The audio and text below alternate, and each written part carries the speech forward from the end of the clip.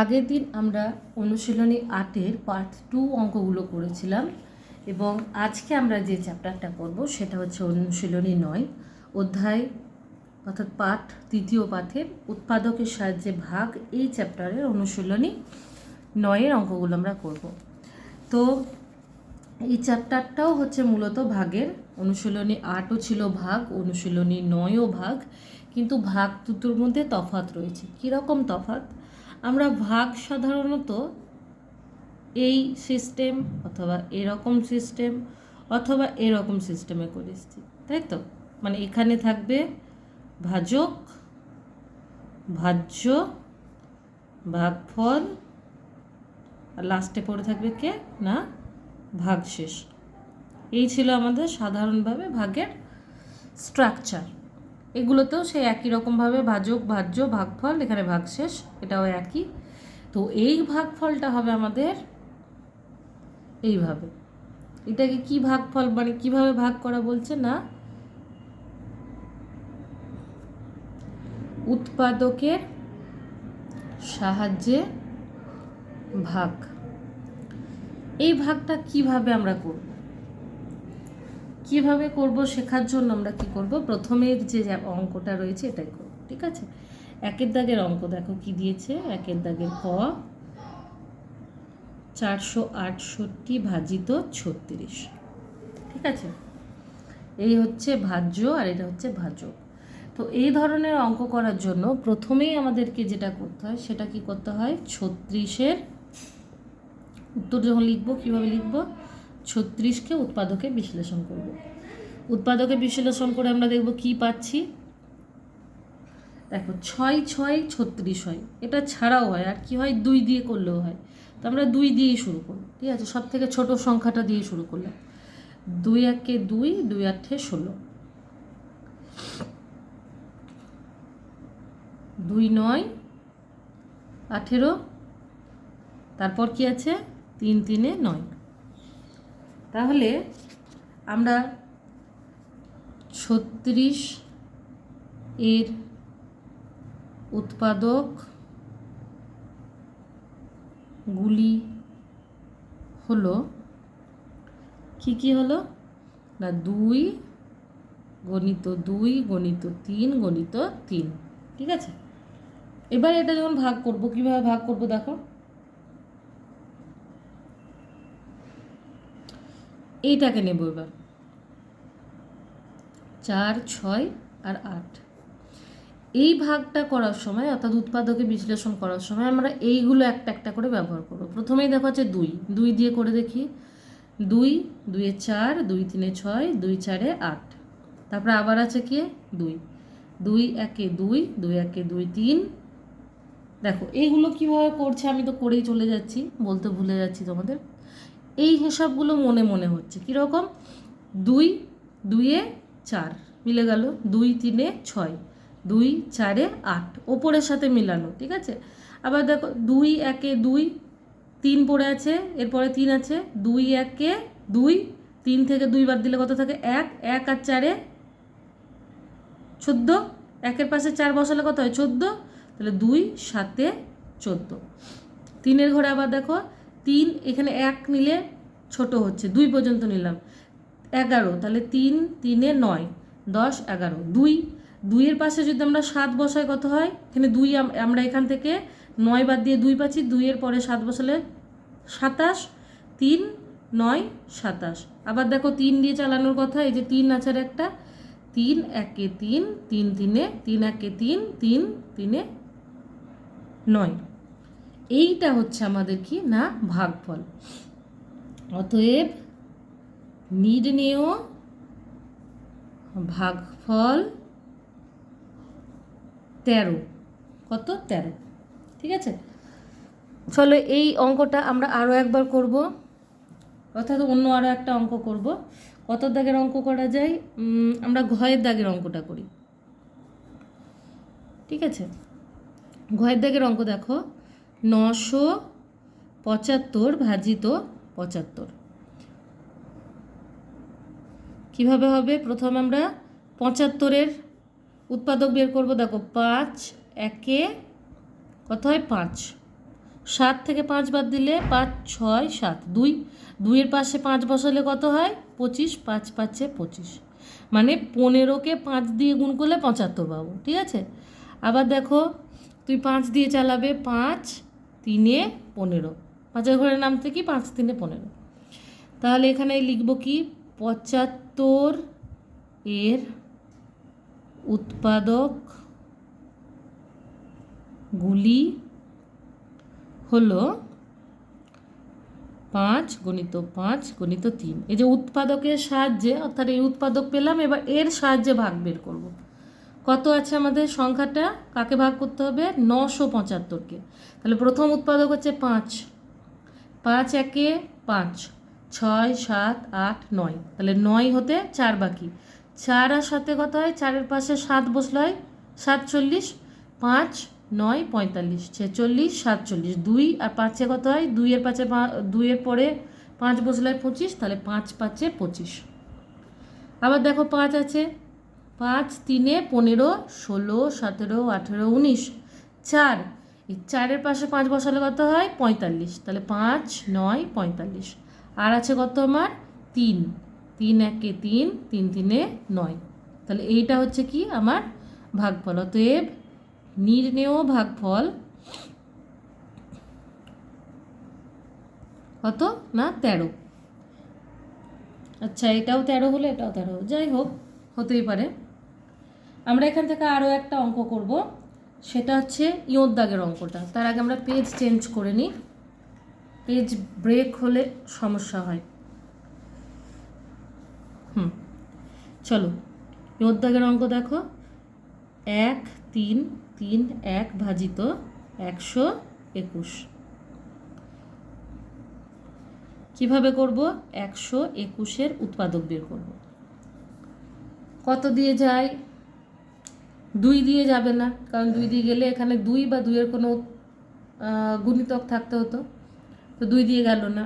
3 দিয়ে যাবে না, কারণ কি 1 2 3 আর 1 4, 4-কে 3 দিয়ে, মানে এই সংখ্যাগুলোকে যোগ করে যদি 3 দিয়ে ভাগ করা যায়, তাহলে যোগফলকে 3 দিয়ে ভাগ করা গেলে সংখ্যাটাকেও 3 দিয়ে ভাগ করা যায়, তাহলে 3 দিয়েও গেল না।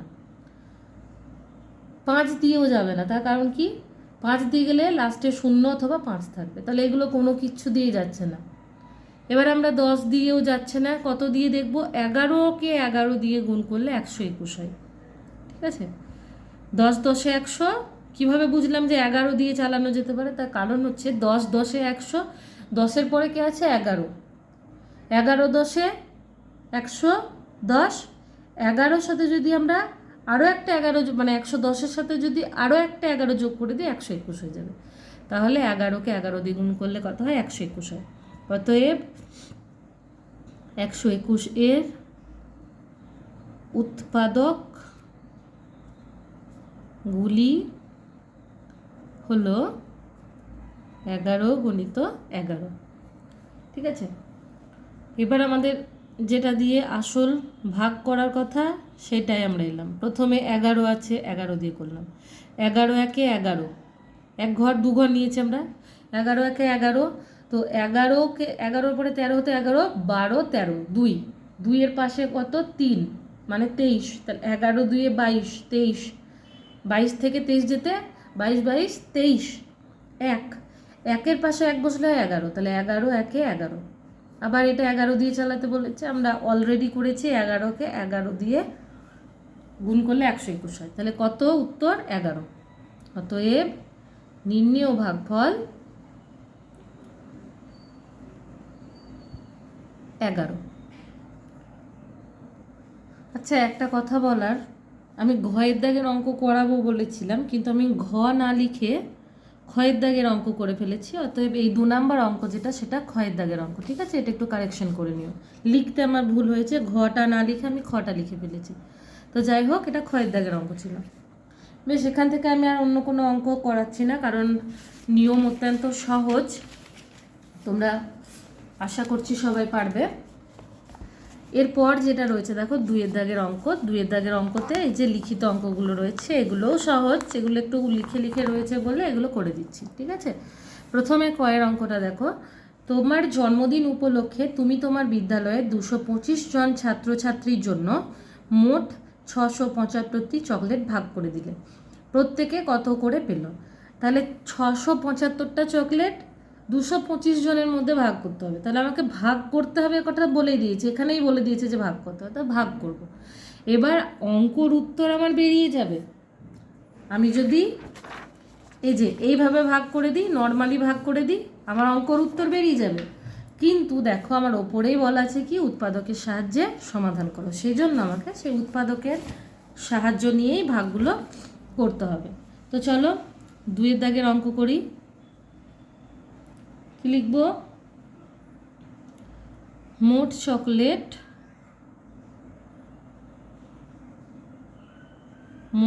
চকোলেটের সংখ্যা সমান 675টি।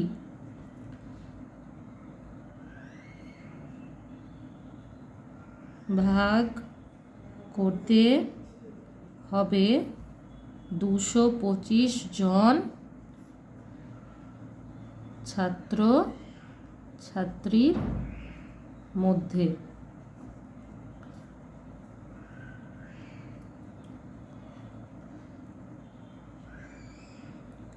225কে উৎপাদকে বিশ্লেষণ করলে পাবো লিখে আমরা একটা হাইফেন দিয়ে দেবো। এবার 225কে আমরা উৎপাদকে বিশ্লেষণ করবো। ধর 5 আছে লাস্টে, তার প্রথমে 5 দিয়ে যাবে। 5 4 20, 22 থেকে 20 বাদ দিলে 2 পড়ে থাকে, 2 এর পাশে 5 পড়লে কত হয়? 25 হয়। তাহলে 5 5 25। আবার দেখো 5 দিয়ে যাচ্ছে, 5 9 45, 9 মানে 3 3 9 হয়ে গেল। 225 এর উৎপাদক গুলি হলো, লিখে হাইফেন দিয়ে 5 গণিত 3 গণিত 3। ঠিক আছে, এরপর কি লিখব? উৎপাদকের সাহায্যে 675কে ভাগ করে পাই লিখে হাইফেন দিয়ে দিলাম। হাইফেন দিয়ে দেখো এবার ভাগ করবো আমরা। 675 ভাজিত, প্রথমে 5 ছিল 5 দিয়ে, 5 1 5, 6 থেকে 5 বাদ দিলে 1 থাকে, 1 আর 7 হয় 17, 5 3 15, 17 থেকে 15 বাদ দিলে 2 পড়ে থাকে, 5 5 25। ঠিক আছে, তারপরে দেখো আবার 5 আছে, 5 2 10, 13 থেকে 10 বাদ দিলে 3 থাকে, 3 আর 5 হয় 35, 5 7 35। তারপরে দেখো কি আছে, 3 3 9 27, আবার 3 3 9 3 3 9। তাহলে ভাগফল হচ্ছে কত? 3। অতএব প্রত্যেকে 3টি করে পেল। ঠিক আছে, আমার লাস্ট লাইনটা ধরে আমি উত্তর লিখে দিলাম। অতএব প্রত্যেকে 3টি করে পেল। এরপরে দেখো ক্ষয়ের দাগের অঙ্ক রয়েছে। তুমি গত মাসে মোট, অঙ্কটা দেখায়, তুমি গত মাসে মোট, গত মাস মানে 30 দিন বলে দিয়েছে, দেখো মোট 7500 মিলিলিটার দুধ খেয়েছিলে। প্রত্যেক দিন কত পরিমাণ খেয়েছিলে? তার মানে 7500 মিলিলিটারকে আমাকে 30 দিয়ে ভাগ করলে প্রত্যেক দিন কত মিলিলিটার আমি পেয়ে যাব। তাহলে চলো ক্ষয়ের দাগের করি। কি লিখবো?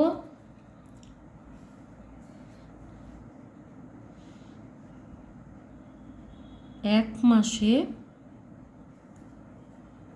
দিনের সংখ্যা সমান 30 দিন। 30কে উৎপাদকে বিশ্লেষণ করলে পাবো লিখে একটা হাইফেন। দেখো একই রকম তোমাদের নিয়মে, নিয়ম নয়, ঠিক পরপর লাইনগুলো লিখে আমি অঙ্কগুলো করার চেষ্টা করি, যাতে তোমাদের এগুলো করতে করতে তোমরা এই লেখাগুলোর ওপরে অভ্যস্ত হয়ে যাও। আর এই অভ্যস্ত হয়ে গেলে কী হবে, পরীক্ষার সময় তোমাদের আর গোলমাল হবে না যে কী লিখবো, তাই না? অনেক সময় যে কী লিখবো, দেখো শূন্য আছে লাস্টে, তার মানে এটা 5 দিয়ে যাবে, আবার 2 দিয়েও যাবে। তো সব থেকে ছোটো যেটা সেটা দিয়ে আমাদের উৎপাদকে বিশ্লেষণ করতে হয়। তাহলে 2 একে 2, 2 15 কত হয়, মানে একদম সোজা ডাইরেক্ট করে দিচ্ছি, 2 15 30, 5 3 15। অতএব 30 এর উৎপাদকগুলি হলো 2 × 5 × 3। ঠিক আছে,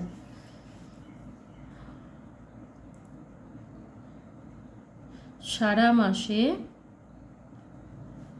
7500 মিলিলিটার দুধ খেলে প্রতিদিন খাই সমান কত না 75 ভাজিত কত 30। এটা এরকমভাবে না লিখে দাঁড়াও, খাই লিখে, এটা এই পেজ ব্রেক হয়ে গেলে সমস্যা হয়। বেশ, এটা এখানে থাকলো। এরপর আমি দেখো একদম ডিরেক্ট পেজ দিচ্ছি, এই কারণে আমি লুজ পেজে অঙ্কগুলো করাই। এরপর আমরা কি লিখব, খাই সমান 75কে ভাগ করব কত দিয়ে, প্রথমে আছে আমার কত 2, দাঁড়া 1 মিনিট, প্রথম উৎপাদক কি 2 দিয়ে চালাবো, 2 3 6 7, 7 থেকে 3 6 বাদ দিলে কত 1, 1 আর 5 15, 2 7 14, 15 থেকে 14 বাদ দিলে কত হয় 1 পড়ে থাকে, 1 আর 0 10, 2 5 10 আর এই 0 নেমে গেল। তারপর আবার আছে দেখো কত 5, 5 7 35, 36 37, 2 ঘর, তাহলে 2 আর 5 25, 5 5 25, ওপর থেকে 0 নিচে নেমে গেল। তারপর আছে কত আমার 3, 3 2 6 7, 3 2 6 7 যেতে 1 ঘর, 1 আর 5 15, 3 5 15, ওপর থেকে 0, তাহলে কত 250। অতএব আমি প্রতিদিন 250 মিলিলিটার দুধ খেয়েছিলাম। ঠিক আছে, হয়ে গেল অঙ্ক। এটা ছিল ক্ষয়ের দাগের অঙ্ক।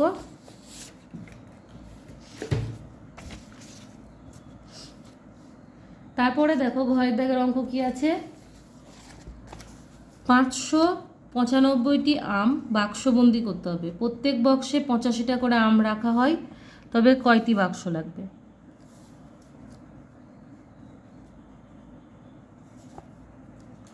আচ্ছা, এই অঙ্কটা খুব সহজ, এটা করার আমি দেখছি দরকার নেই, একই তো নিয়ম। 75কে তোমরা উৎপাদকে বিশ্লেষণ করবে, উৎপাদকগুলি দিয়ে এটাকে করবে। আমি ঘয়েরটা করে দিই। ঘয়েরটা কি বলছে, গত বছর অসিতবাবু 18,000 টাকা সঞ্চয় করেছিলেন, তিনি মাসে কত টাকা সঞ্চয় করেছেন? লাস্টের অঙ্কটা করে দিই। দেখো, বছরে 18,000 টাকা, তাহলে মাসে কত টাকা? 1 বছর সমান 12 মাস, 12 এর উৎপাদক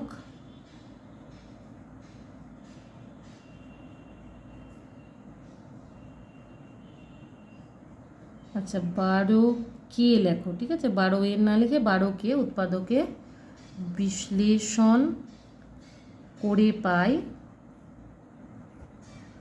কি না, 12কে আমরা করব উৎপাদক বিশ্লেষণ 2 6 12, 2 3 6, 12 এর উৎপাদক গুলি অতএব দেবে গুলি হলো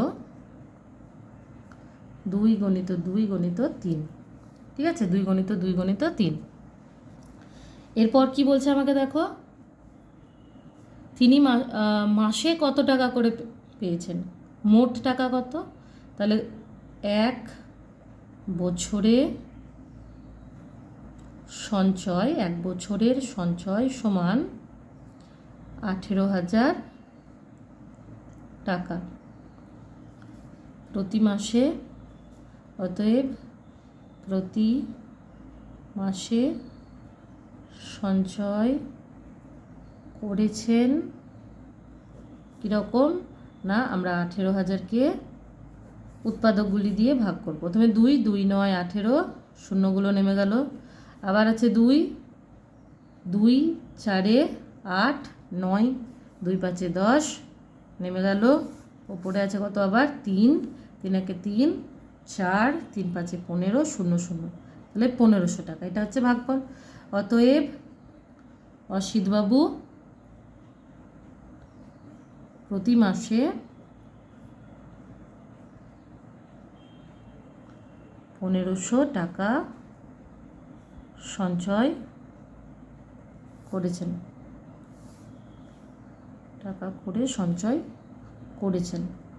ঠিক আছে, হয়ে গেল অঙ্ক, উত্তর হয়ে গেছে। তাহলে আমাদের আজকের মতো আমরা করছিলাম তৃতীয় পাঠের অনুশীলনী 9। পরবর্তী ভিডিওতে আমরা পঞ্চম অধ্যায়ের সাধারণ গুণনীয়ক, সাধারণ গুণিতক এই চ্যাপ্টারটা করব, অর্থাৎ অনুশীলনী 10 আমরা করব। ভিডিওটা কেমন লাগলো কমেন্ট বক্সে জানাবে, ভালো লাগলে একটা লাইক দেবে এবং বেশি বেশি করে বন্ধুদের সঙ্গে শেয়ার করে নেবে।